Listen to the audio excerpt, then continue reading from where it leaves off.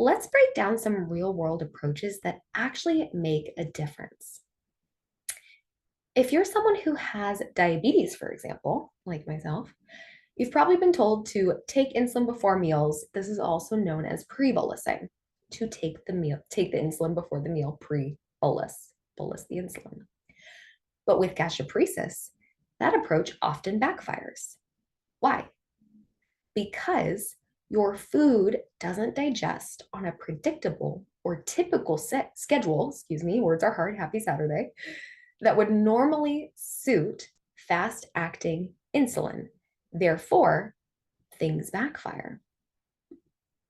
Let's look at an example and we'll call them Jordan.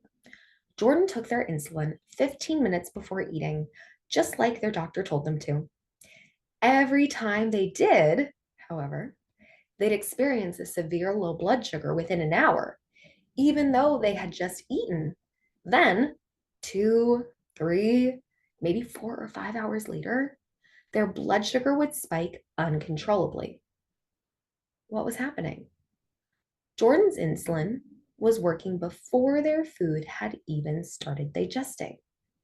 Their stomach was slow to empty, but their insulin was working on time, causing a mismatch that led to dangerous low blood sugar, followed by frustratingly high blood sugar.